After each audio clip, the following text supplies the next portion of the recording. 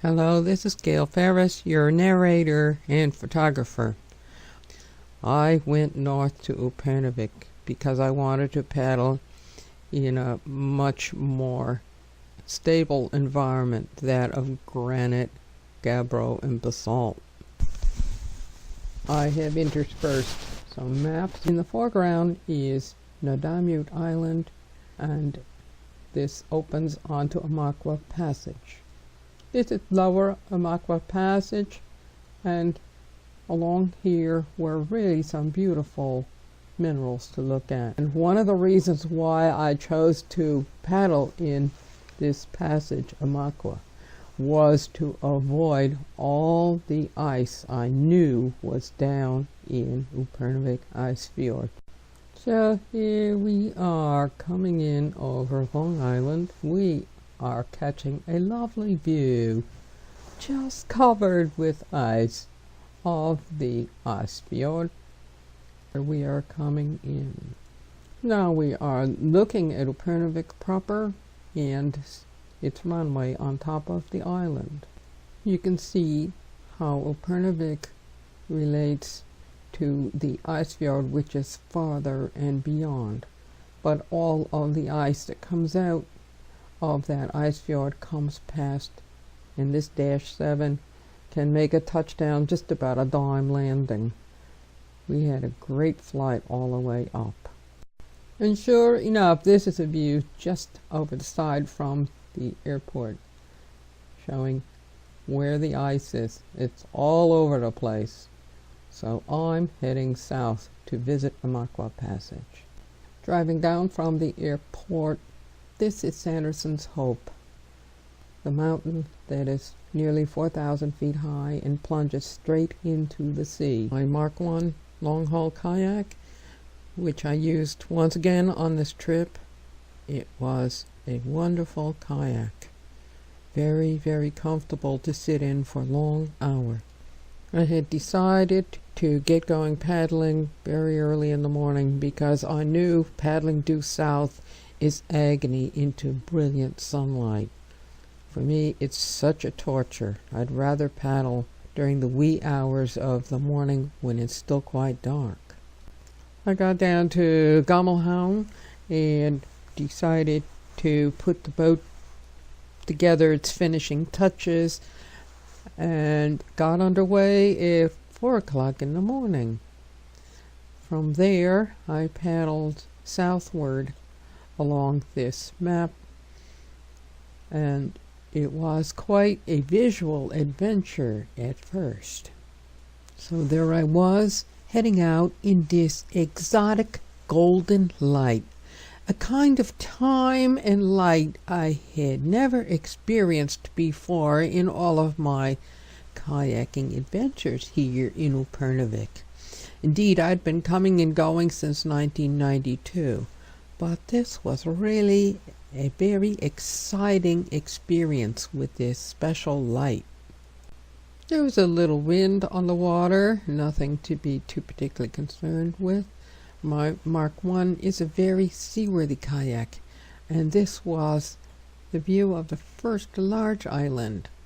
In this very blurry picture, the sun is very low on the horizon off to the east, and just happened I turned around in my kayak and clicked this picture, which, even though it's blurry, it still has that wonderful, exotic, early morning light. I was delighted that the water wasn't absolutely deadpan flat. It makes it a lot easier to paddle when there are ripples on the water. And this is the morning glow on 2 islands. One of them is Lange Ø and the other one is Lange Ø, just off of town. I couldn't believe this golden light. When I flew into Upernavik, I noticed some ice off of this point on Amarqua, its westernmost point. It sticks quite out into the sea. I didn't think very much about it, so I thought, well, I'll just paddle over there. I always go this way, and it'll be fine. Well, When I got in the midst of the ice, I realized I was in a big gyre, and it was a very, very scary experience. It was a gyre caused by the tide, which rushes between all of these islands. The tidal exchanges here in this area of Greenland are very powerful. They can be a good 7 knots. I've seen 2 icebergs crisscross right in front of me, and they are such rate that they're moving faster than I can actually paddle. And I began to realize as I thought, oh, I'll just go through the middle of this gyre. Oh, this is all right. Won't be any problem. Well, I suddenly realized I could get swamped and squashed in the middle of this thing. I could actually see a whirl and a depression in it. As the gyre was starting to actually suck me in, I thought to myself, if anything happens to me, nobody will ever know. And that was not a nice feeling. The first time I've really had that feeling of frightened helplessness. Well, much to my relief, it wasn't all that bad, and I was able to get through the gyre, but I won't try that trick again. And I got over to the end of Sanderson's Hope and proceeded to paddle along that familiar coastline. Sandersons can develop some katabatic winds in the summer. I've had that experience because it's very vertical. These are some of the rock faces that I get to paddle by when I go by the bottom of Sanderson's Hope, the westward boundary. And you can see they're really pretty straight up and down. The only way you can land on them is if you happen to be a fly.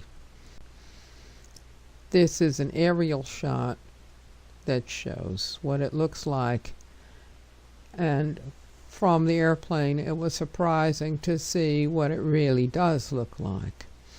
But from a boater's perspective, this is all you get to land on, and I realized all along that there was no place to stop and ever get out of the kayak.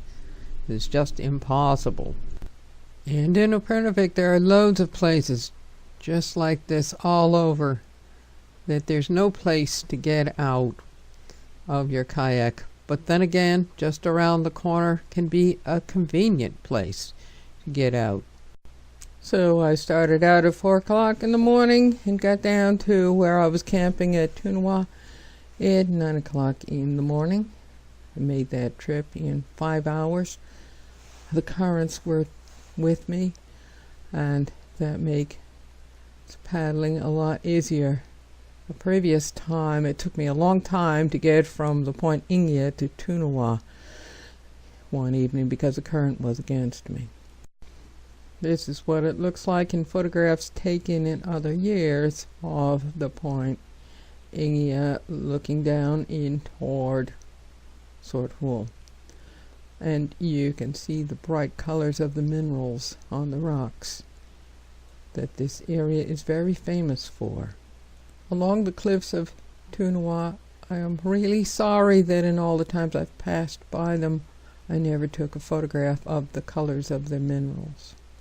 This is what this cliff face looks like from the air as we were on approach, and you can just catch a hint of the pink color to the rock. So beautiful. I came in to an area they had shallow, flat rock slabs, and I thought, oh, this will be fine, easy to get out on.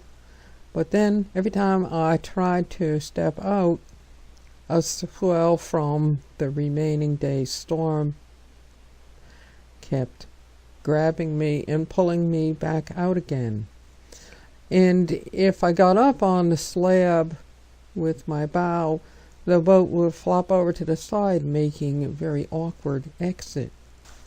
And just as I was ready to get out, another swell would come in and carry me back out. And there I was, sitting on the stern deck, looking pretty absurd. Then I thought about it. The trick was, Alright, I needed some shallow water where I could see the bottom and have the water stay consistently there. So I found a rock corral where I had consistent water, so I sat on the paddle on the stern deck and was able to step over the side very conveniently while all was stable and I wasn't being swept off to who knows where by the backwash of the next swell. With bowline in hand, I was able to get up onto the rock slabs and then put the pool noodles under the hull and roll it up the rock slabs. I rolled it quite a ways up because the rock slabs were very flat and I wanted to be sure I was above the high tide line, which varies because there are a low high tide and a high tide. And that can be quite a surprise, especially in the wee hours of the morning. I was glad I'd brought my boat what seemed like an absurd distance up the rock slabs, but I didn't want to be disturbed by any problems, and I tied it off to a rock. And while I was snoozing away, some fog drifted in. I was glad I had brought a hood. I always find wearing a hood while paddling and even while sleeping very comfortable. One other thing I do when I'm paddling is I always have a pair of binoculars at ready grab around my neck because it's nice to be able to see a coastline that you can't see from your cockpit. So tomorrow I get to cross, and that's going to be interesting. But right now it's nice and calm, which is fine with me. Next morning, this is what I awoke to. It had been a little foggy overnight, which made things a little chilly. I launched from this area at about 8 o'clock in the morning. It was quiet and easy to launch from here. I just used my pool noodles as rollers under the hull since I'm paddling alone, and rolled it right down to the edge of the water, launched, and took off. It was very pretty paddling in this golden mist, and I made the crossing in a couple of hours, and on the way I stopped in 3 different places to take waypoints as records on my GPS. Oh well, my GPS showed only numbers, but I took them as a record in case I might need to use them in the fog, so I thought. But I wasn't able to really extrapolate my positions until just lately.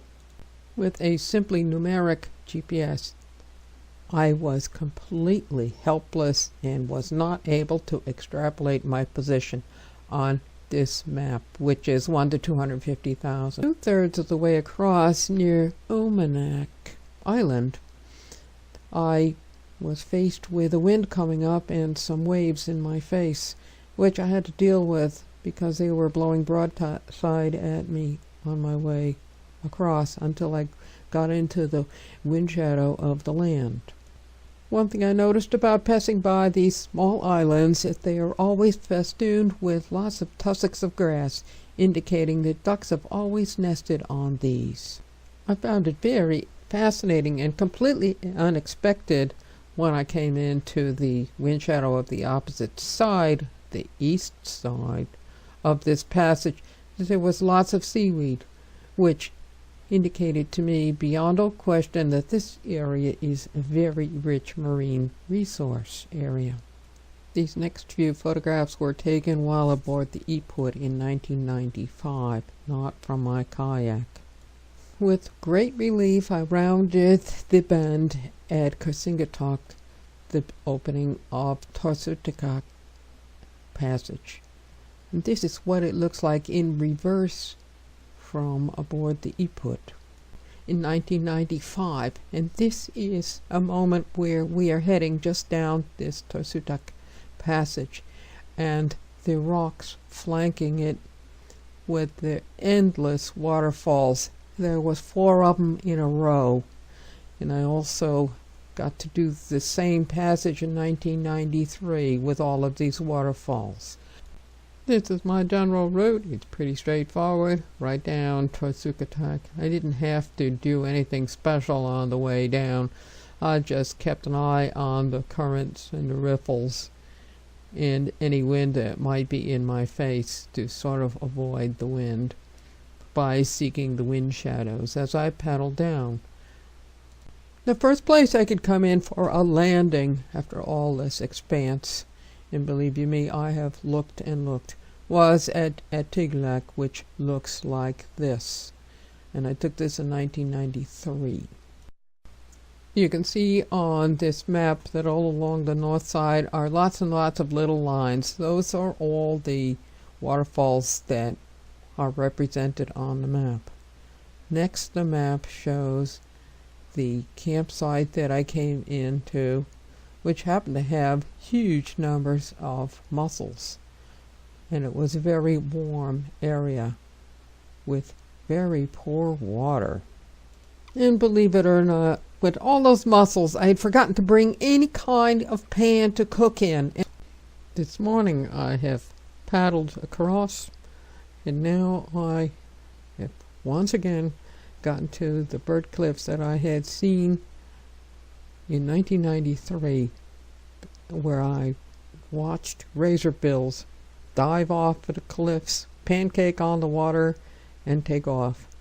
They are elegant birds because they are a type of auk. They're also related to puffins. This time, the only thing I saw living there were glaucous gulls. Now I am paddling farther down, and I'm going to be heading around the point. But in front of you is an island which has several sod houses, and alongside of me are numerous sod houses because this area was heavily lived in. It was a wonderful place for hunting. And in this area, it was interesting to paddle through because the perspective was such that I couldn't tell whether things were close or far away because of the low angle of the sun. So I had some confusing moments as I was paddling through this area because everything looked like it was just right over there. Here's the map that I followed in 1993, and it looks like it is not open, but actually it is. This was a very exciting moment once again to see in the round. And here I was paddling my kayak through this passage. I continued on for a while, having a good time once again going through the passage at Konvik around the face of Nodamut Island heading eastward. Previously I'd been paddling in neutral air. Just as I got to the exposed portion of the passage, I experienced wind at my back. But unfortunately, what also was happening was the tide was running against me, and that made the rest of the paddle down to Nodamut Nuwa a slow, arduous project. At last I got down to Nodamut, the actual village that must have been abandoned in historic times because many people in Upernavik knew of it, and it appears as though people still go there. The other thing that was very interesting while I was there, I noticed, was that lots of duck feathers were lying about because ducks come there to molt. And just to the east of it is a rock escarpment which houses a huge bird colony. And during the evening, while I was trying to sleep, the birds kept me awake. They finally dozed off to sleep at about 4 o'clock in the morning. But also in this village, the soil is very rich, and I found some wonderful wildflowers. I slept just on the edge of the beach, which was a very interesting situation to cope with. There was a very good reason why I slept on the beach, which was cramped right up against a bank of sand. In all my slogging around up on top, I found there wasn't one place that was either dry or flat, suitable for a tent. So at that point, the only thing I could see that was dry was the sand on the beach down below, along with the fact that I didn't feel like being bothered with hauling all of my stuff up the bank, which was steep. Here is a little detail from the topographic map that shows the village site, which is just in front of the Blue Lake. This is my late afternoon view of the entrance of Lange Ø I, where I had paddled in 1993 and in 2003, and having to deal with all of that drudgery, plus it's wet up here. So I figured, okay, I'll risk it. I'll camp on this beach. And I looked around, and in the foreground you can see the remains of a pallet. I figured, well, that's pretty safe. Alright, so here's my tent. I gotta make this thing fit in what space there is. So I looked around and noticed that, yeah, I could just get it in, but I'm staking it into sand, and sand is notorious. So then I had to figure out one of my old tricks. I looked around, and sure enough, there was a smorgasbord of rocks lined up along the top of the beach. Some were small and some were nice and big. So I figured the next trick was grab a small one and grab a big one. And the rock in the tent, you put a big rock. And that trick works if the wind doesn't blow, which it didn't that night, so I got away with that one. And the tent is floorless, so that makes it easier to put up. And I always sleep on ground cloths, so I was fine. The next trick was, okay, how are we getting the boat up this beach? And the problem is with soft pool noodles on sand is they sort of squish in half. But luckily on the beach were some logs, about 6-inch diameter. Well, the more I looked at those logs, the more they talked to me, and then the idea came to my mind. The best thing is get everything out of the kayak, make it as light as possible, put it on those logs, and roll it up the beach. And sure enough, I got it up to the very top of the beach because I had a sneaky little feeling that the tide was going to be up, because this beach is a very shallow beach, and I was really taking a chance. And I thought, well, I can strand myself on top of the wood pallet, and as long as the boat is tied off to some rocks, probably I'll be all right. But you just never know. Luckily, the tide didn't come up that high that night, so I had no problem. It peaked out at 2100, and I can tell you, looking at the beach, it was just a tiny strip where I had erected my tent and was now preparing to go to sleep. Oh boy. The only problem was, alright, what am I going to do when I get to the next sandy beach? I'm not going to paddle along with these big heavy logs on my stern deck. That's not a good idea. Oh well. Then I went to sleep. I was beastly tired, but next door was this little happy crowd of birds, and they rhythmically would wake me up with all their calling and talking. They finally stopped around 3 o'clock in the morning, and that woke me up. So you just never know. When you're sleeping next to a bird colony right next door, it can sure keep you up. I never had this experience before. Oh well. I didn't have to move the tent, thank goodness, in the middle of the night with water lapping at my feet. But the next morning, I woke, had my usual breakfast, and when I got underway, I looked in the water and was fascinated to see what is perfectly predictable, and that is the water is very heavily enriched with all the bird droppings. And this is what it looked like. I'd never seen such dense seaweed, ever. I woke in the morning at the usual time, had my breakfast with a nice cup of coffee, and then proceeded with the next project, and that was, how do you get your boat down the beach after I had packed up my tent? So first order was to get my dry suit on, because after I get the boat down to the bottom of the beach, I need to load it while it is floating. I was very glad that this boat happens to have loading ports, because that makes it much easier to stuff everything in without drowning yourself at midship trying to stuff things into the stern and bow sections. It was a nice sunny morning, as you can see in this photograph, and there was just a soft wind blowing.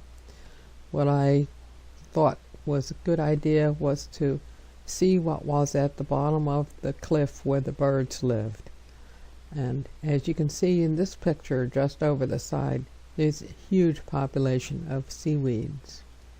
Now, of course, I was continuing east, and I was going to go into the next inlet called Untitled, and in there look for possible places where people had lived.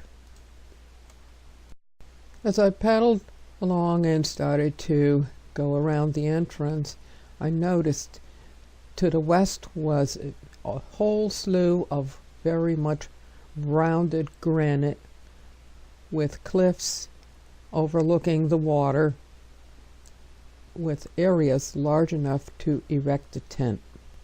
I saw lots of lush green grass and very green hummocks in this area. I couldn't resist. I got out of my kayak, tied it off, and climbed up to look around. When I climbed up, I really had my ideas confirmed, because there was this wonderful outcrop that you could stand on or you could live on, and you could see what was happening everywhere very easily. And there was very dense, lush tussocks of willow and all kinds of plants growing in this area. It was the perfect place to live and keep a lookout on everything that was going on. And up behind there were lush patches of berries. Thick tussocks, very difficult to walk over without falling down, were such a strong indicator that lots of people had lived here and come and gone. Even if they didn't live here over the winter, they sure came here in the summer and lived in their summer tents. As friends of mine in Pillistock and Upernavik said, they used to love to go back and forth in these areas in their umiaks.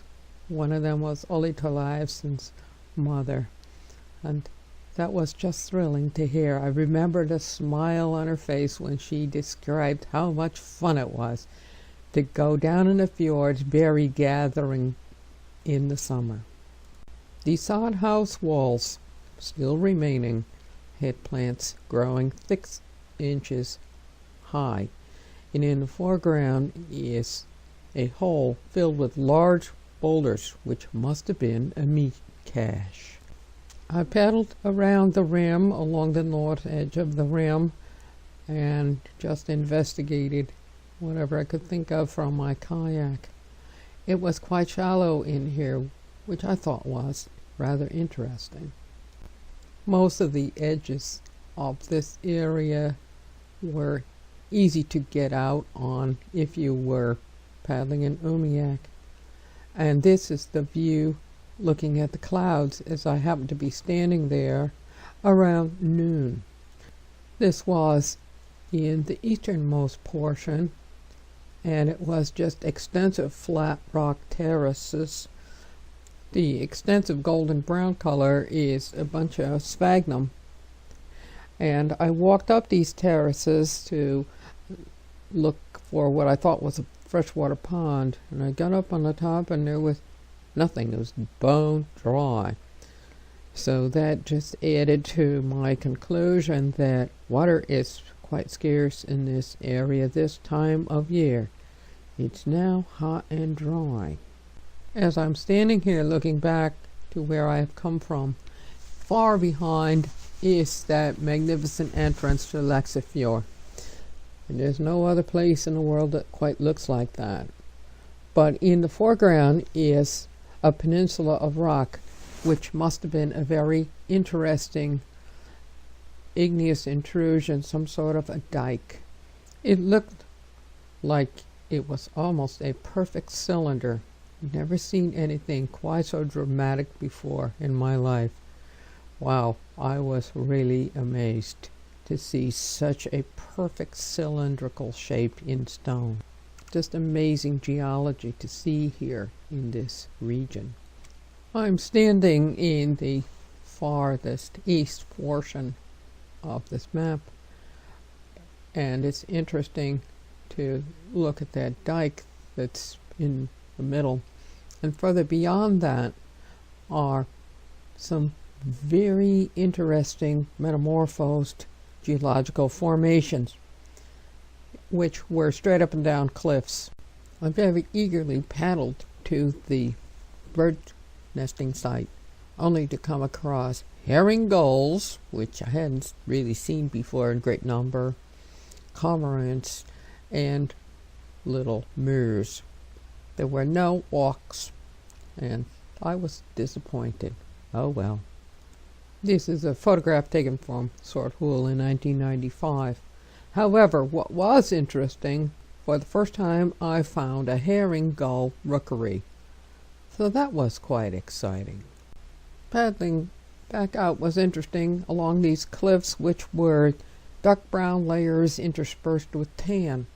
But then here and there were areas with basalt boulders and trap rock that was columnar.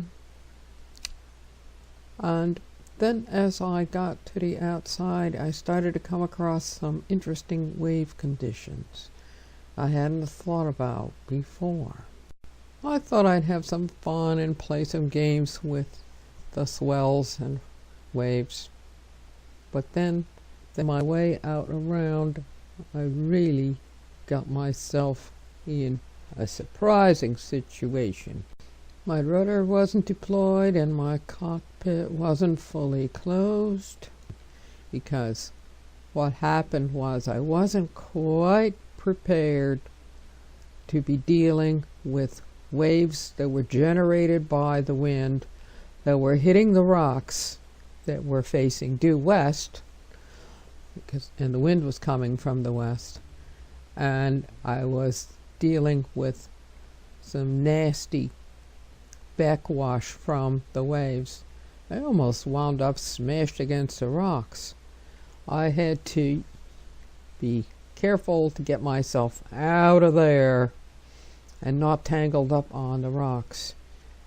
And one of the other things was to make sure my rudder was down deep enough to be able to control where I was going. When I first encountered these backwashing waves, I hadn't really bothered with my rudder very much, and I got my kayak stuck in irons. And that's a nasty feeling because you can't control your direction. So I had a real trick on my hands getting myself situated so I could get out of there, get my rudder down.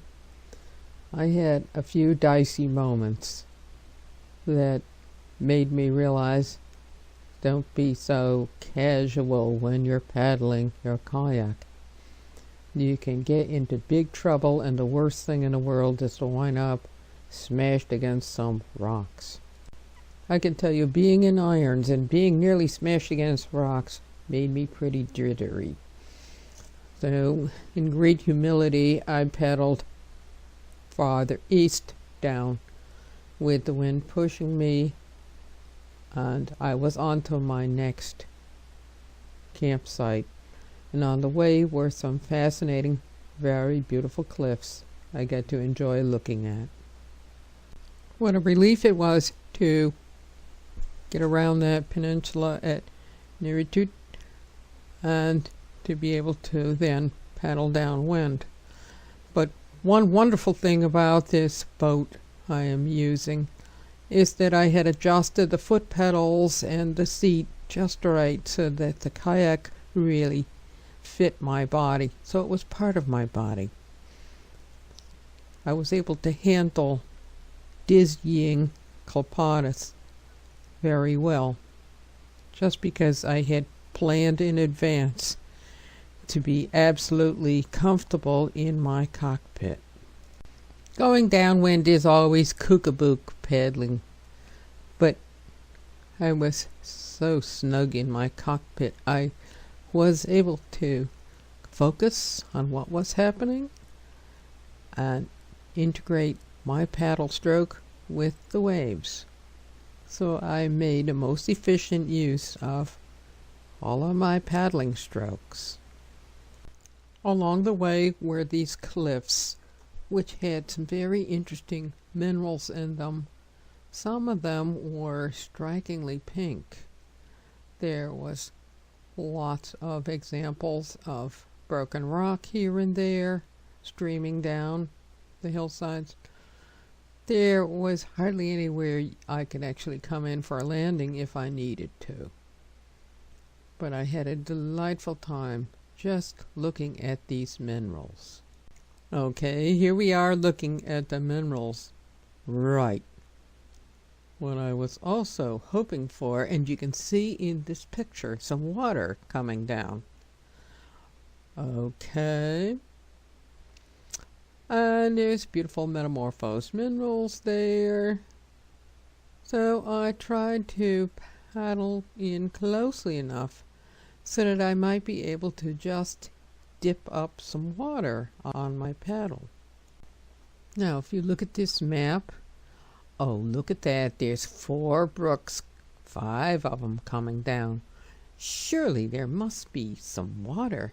And that water in the picture, I must be able to get up to that and take some. It can't be all that difficult here. Right. That's a bright idea. I'll just paddle in there. Well, I did. I found that the water disappeared in the rocks and was completely unavailable to me. So I knew I was in for a trek down to whatever next place there was that I might hopefully find some water. Now, if you look at these 2 pictures, there's something not quite right. Well, I can tell you from experience what isn't quite right. It's a very hot day, and there's no snow on top. All of the snow by late July had melted off, and that had been the supply for all of the waterfalls on the map. Now that was all gone. I started to get a little alarmed and daunted about the water. I realized if I didn't find water, I was in some trouble. So I continued down the coast, thinking, well, it can't be that hopeless. And indeed, it wasn't. I got to pull in to the next place, Upernavik. And indeed, there was water there in abundance, bubbling down the hill. And I was relieved. There actually was a lake up on top with a robust feed to it. I could actually hear and smell the water. So acute was my need for water when I came in. And it was high tide. I was able to paddle up in among the rocks and get my kayak up inside a little bit. But I did wind up camping along the top of the beach on the grassy hummocks. What also was really exciting and of course music to my ears, there was a pair of Arctic loons out in the bay. That was just a thrill. This was my first time in Greenland coming across loons. Aren't quite so common where I was. After relaxing that night and really so enjoying the brook with its wonderful water, it was a large brook, the next morning got underway and headed for the next place. I was paddling farther east out of Amarqua Passage along the dock. The rock was very beautiful in this area, and birds lived on these rocks. These rocks, as I was paddling due east, at first there was very little breeze, but then later in the afternoon, as the fjords warmed up, the cold air from the inner glacier came down the fjords and blew in my face at about 10 or so knots. A thing that happens every day. The cliffs gave way to sloping down into a gentle valley area, and that was really the highlight of the trip, because at long last I had reached the area where amasat are traditionally caught in these brooks that come down the valley you see in the middle of this picture. You can't see the brooks from where I'm looking at it from the cockpit, but they're there, and they're quite large actually. They come out through a stone dike along the edge of the beach. When I pulled up to the beach, it was a very shallow, sloping beach covered with beautiful colored stones of red feldspar and other feldspar colors, the same as what I'd seen behind Pilatok. I got out. It was 4 o'clock in the afternoon, which was just fine with me, and the boat, I just moored it up on the sand, opened the hatches, and took out the series of dry bags that had everything in them. I set up my tent and then thought I would just let the tide bring the boat up, since I knew that high tide would be at about 8 o'clock in the evening. I eagerly went and visited the 2 beautiful brooks and looked at all of the arrangements people had left behind for catching amasat. It was fun to see these babbling brooks among all of the pebbles. And I camped on the beach because up above it was just too wet. Trying to set up a tent among boggy hummocks like these was just not practical.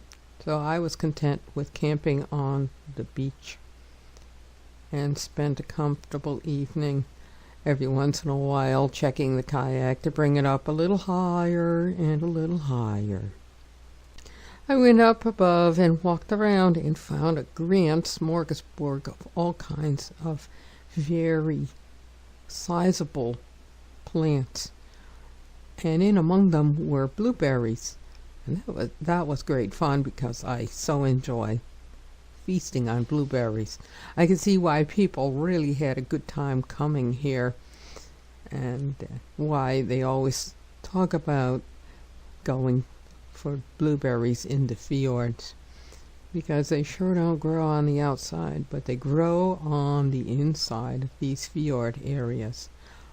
Plants in general grow in these lush areas where the winds don't scour the soil. The soil in this area was a nice, thick, rich layer. But on the bank north of here was Cardit, the place where people did live for a long time and had a large structure in that area. And I could see why they lived there, because it wasn't wet. Heading farther down, this area is a narrows, and that was exciting to see, because it really was a dramatic change from what I had been dealing with, passages that were a mile or so wide at this point. Now they were really starting to squeeze down. There were some more bird colonies along here, and what was really very interesting was the rock was starting to turn into this tan sandstone metamorphosed rock, very different than the basaltic area I had just come from. I continued along, enjoying looking at the rocks and the bird colonies, but then I got down to this pair of islands that you see with the white from the birds. And here's where I had a catastrophe where I really did drown my video camera. See how nice and close this ice is? Well, I wasn't paying any attention, and what happened was not that the ice was floating next to me or I was floating next to it. It was actually rolling over on the deck of my kayak. And that was really not the thing to do. Letting yourself get submerged by a rolling over piece of ice is just not the thing you do as a kayak paddler, to say the least. In my complete alarm, I had carelessly placed my video camera in its dry bag on the stern deck, but it only rolled over the rollover seal once. And the next thing I knew, I felt something strange, and I was towing the poor thing with it open, and it was filling up with water, and that was why I don't have any video footage for you, because I drowned my video camera. After drowning the camera, I continued on because I knew this was a hopeless case, and I got up to an area that is very near a famous place where the hunters throw their kayaks on their shoulders and carry them across a narrows on Nodamute Island so that they can paddle around to Upernavik.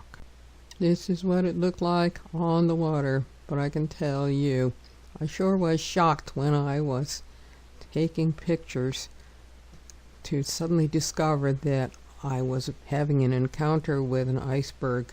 Not a very big one, but enough of size and weight to push my kayak right under while I was oblivious. I did encounter this corral of ice on the way, and I have been in that experience before where there's a bunch of ice across, and what I did was just simply scout around to look for an opening, which there was, and then eventually I pulled into shore. This map shows where I was camping, and it shows the passage next to what's called Fangst House, which is a hunter's cabin, and it was a rather muddy, boggy area. I actually had trouble finding a dry place to camp. And then a couple days later, I took off and paddled across Uvingasok. And here is a view of the glacier from where I was crossing. Now I crossed over to Sanderson Island, and I wanted to take photographs of the shoreline, which was very user-friendly. This I realized I'd not done before. I couldn't resist taking advantage of this special opportunity. Rather fun also was getting to go by an island that had always been used by hunters as a place to sort of hide out. And it was Adam Krim that told me, oh yeah, everybody uses that island. Also, the eider ducks have their nests on that same island. It's just a good lookout point between Uvingasok and Sanderson Islands.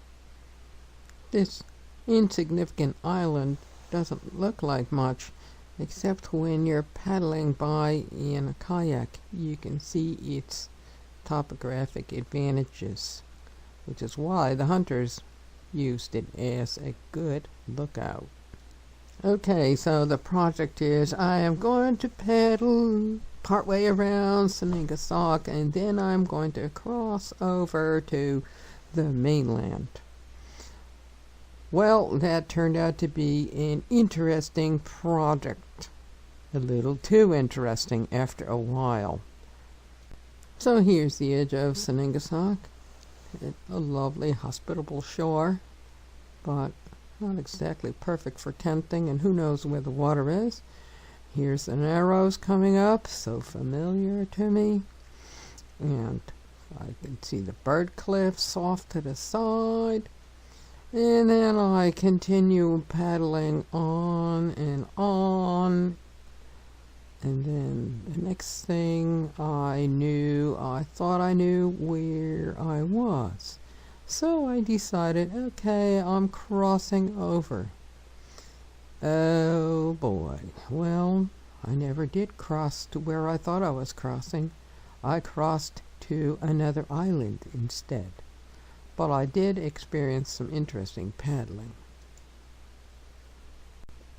I came upon the tidal intersection between Lange Ø and Sanderson Island, and there occurred a huge whirlpool demarcated by chips of ice. And this was the first time I'd seen a really gigantic whirlpool. I paddled through it and was relieved to get to the other side. From there was to start to paddle along what now turned out to be the shore of Lange Ø Island. While I was paddling along this north shore of Lange Ø Island, I came across this fascinating boulder that was split off as though somebody had cut it with a knife. And I couldn't resist taking this photograph of it to show you. It's so unique in a lot of ways. Who would believe? And from there, I started paddling up and around. And while I was paddling, I started to become quite tired, because what happened was a stiff wind was blowing down between the two islands from the outside. So finally I got to a place where I was delighted to come across a Horseshoe Bay, a little tiny one, very protected, but I was able to tuck in there and set up camp. In this tiny bay, I found that the top of the beach was clay soil, but it supported very robust plant life. What I did was tie the boat off. I set up my tent in where I thought it was above the tide line, because I saw grass growing.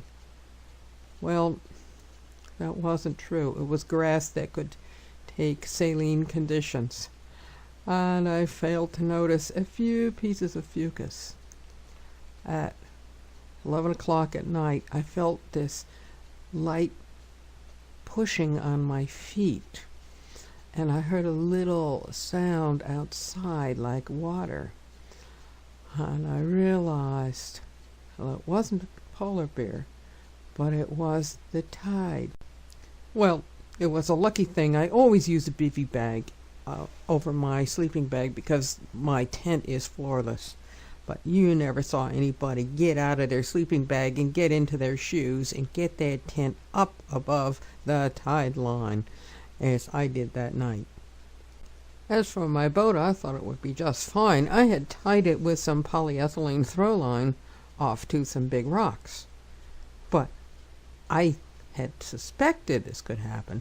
But what was happening was the boat was floating free because the line, when you try to use it underwater with knots in it, just simply undoes itself.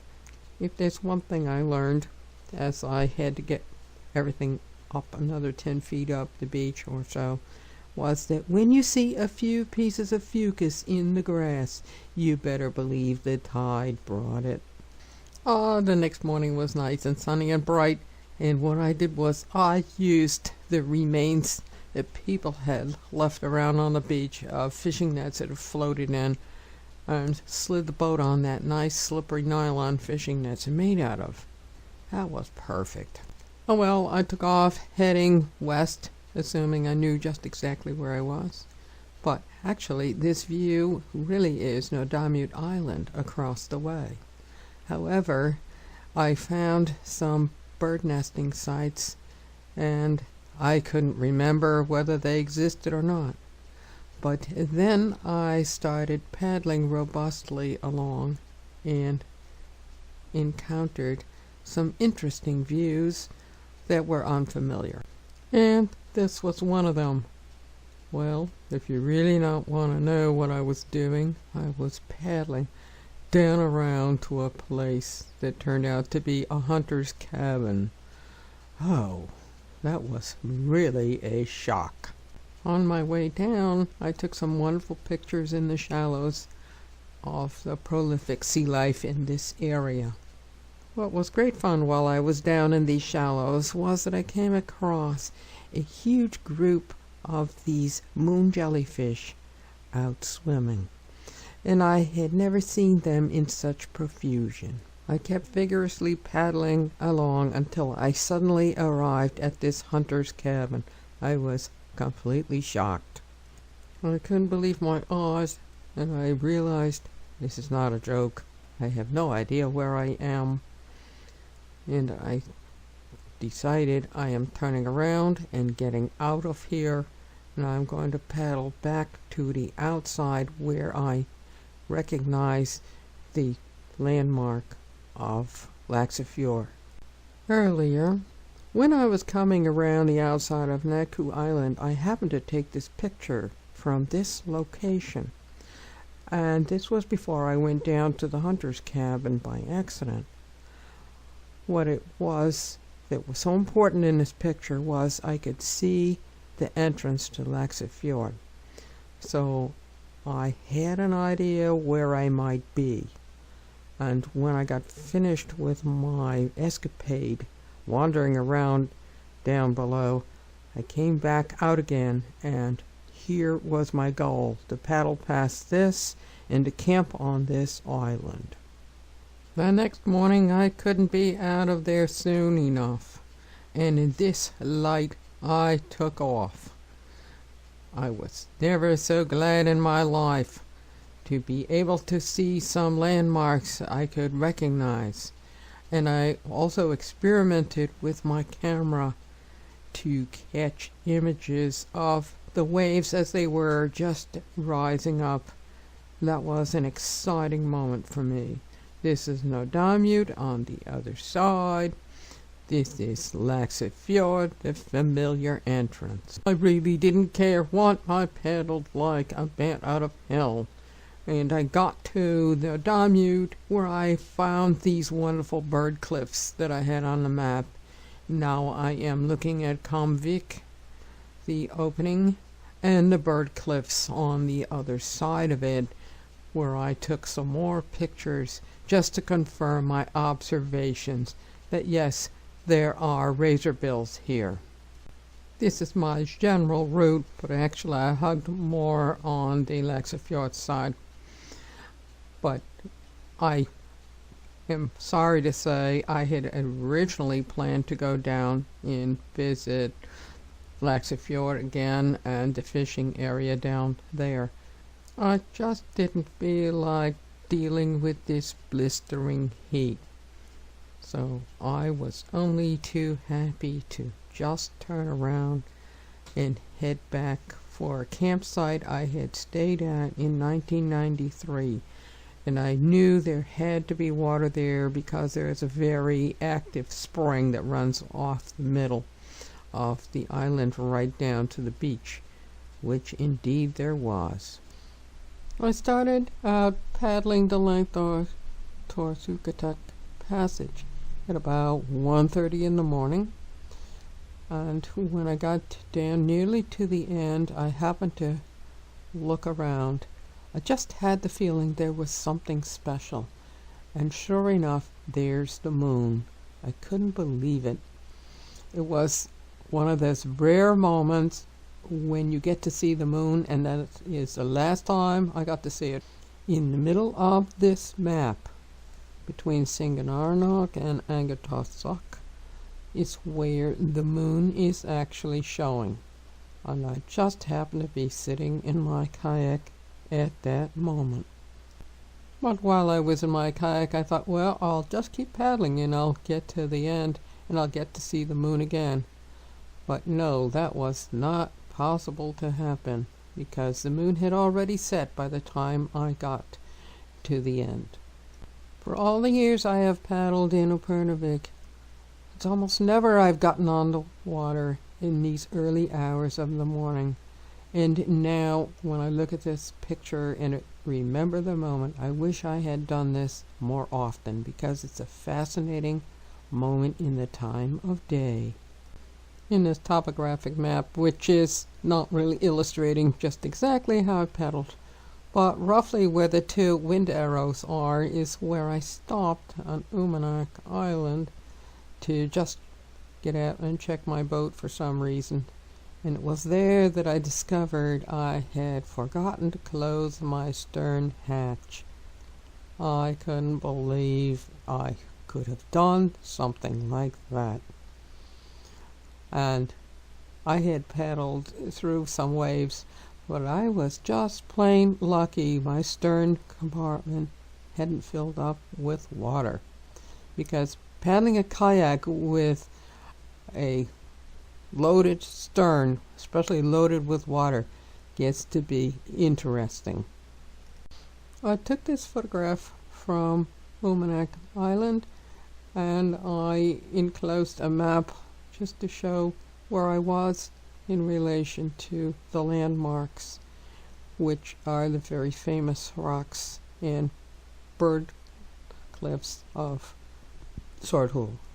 I was having a very nice somber crossing. In the background is a triangular shaped mountain. That is Sanderson's Hope, one of the most perfectly shaped mountains ever. It's all of columnar basalt.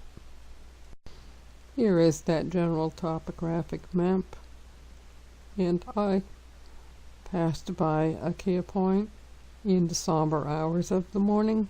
This is what it looks like from the air, and this is the topographic map of Sanderson's Hope.